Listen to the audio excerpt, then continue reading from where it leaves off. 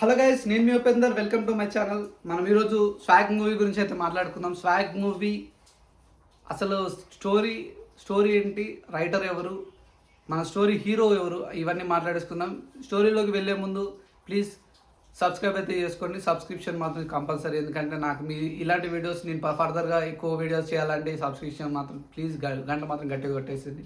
స్టోరీలోకి వెళ్ళిపోదాం, ఎందుకంటే ఇప్పటికి లాగైపోయింది.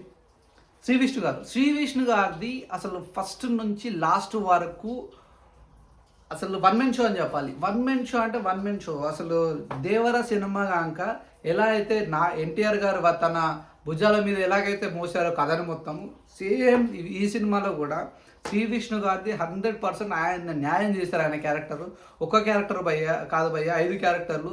5 క్యారెక్టర్లు అయితే సూపర్ అంటే సూపర్గా ఇచ్చారు. ఇంకోటి దశావతారం సినిమాలో కమల్ హాసన్ గారు ఎలా చేశారో, అంటే ఆయన అంత పెద్ద యాక్టర్ తోటి పోలుస్తున్నానంటే నాకైతే సినిమా మొత్తం నేను అందులో నిమగ్నమైపోయి మరీ చూసినట్టు నాకైతే అనిపించింది. ఇంకోటి ఈ సినిమా మన హసిత్ గోలి గారు రైటర్ గారు అసలు ఎంత మంచి రాస్తారు. రైటర్ గారు అయితే ఆ సినిమా చూస్తున్నంతసేపు ఫీల్ గుడ్ మూవీ అయితే అనిపిస్తుంది. ఫస్ట్ హాఫ్ మొత్తం అసలు కనెక్షన్స్ లేకుండా, ఒకదాని పొందడం లేకుండా ఉన్నట్టే అనిపిస్తుంటుంది. ఇంటర్వెల్ దగ్గరకు వచ్చే వరకల్లా అన్ని కనెక్షన్ అంటే ఒక్కొక్క క్యారెక్టర్ని ఒక్కొక్క దగ్గర కలిపే విధానం కానీ, అసలు చూపించే విధానం కానీ అసలు మస్తు అనిపిస్తుంది మనకైతే. ప్రతి ఒక్క క్యారెక్టర్ రోల్ అయితే మస్తు చేసిరు భయ్య. ఇంకోటి మన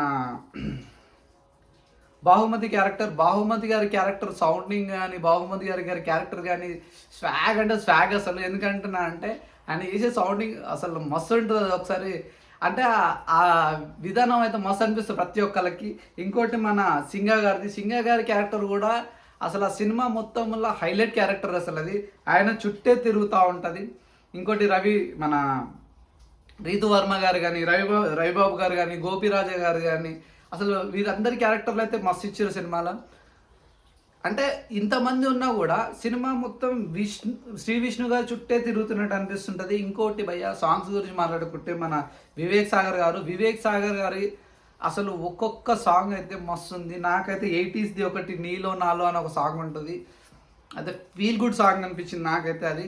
ఇంకోటి బ్యాక్గ్రౌండ్ స్కోర్ భయ్య, అంటే ఒక్కొక్క క్యారెక్టరైజేషన్ వచ్చేటప్పుడు, ఒక్కొక్క క్యారెక్టర్ని ఎలివేట్ చేసేటప్పుడు, ఒక్కొక్క క్యారెక్టర్ని చూపించేటప్పుడు అయినా బ్యాక్గ్రౌండ్ స్కోర్ మాత్రం మస్తు ఇచ్చారు భయ్య. ఇంకా క్యారెక్టర్స్ రోల్స్ గురించి మాట్లాడుకుంటే 5 రోల్స్కి మన శ్రీ విష్ణు గారు అయితే ఖచ్చితంగా 100% ఇచ్చారు.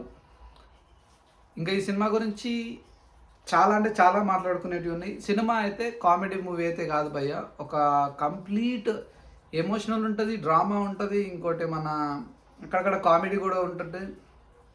సినిమా మాత్రం అంటే ఇంతకుముందు చూసిన రాజరాజ చోరీ సినిమా లాగా అయితే కాదు. సినిమా కామెడీ మూవీ అయితే కాదు. కొంచెం అంటే కామెడీ కోసమే వెళ్తే మాత్రం డిసప్పాయింట్ అవుతారు. కానీ సినిమా మాత్రం ఫీల్ గుడ్ మూవీ. అంటే ఈ సినిమా ఫీల్తో వెళ్ళే సినిమా కాబట్టి శ్రీ విష్ణు గారికి మాత్రం అసలు 100% న్యాయం చేశారు ఈ క్యారెక్టర్లకు అయితే. 5 క్యారెక్టర్లకు 5 క్యారెక్టర్లు. Thank you for watching my video. Thank you so much.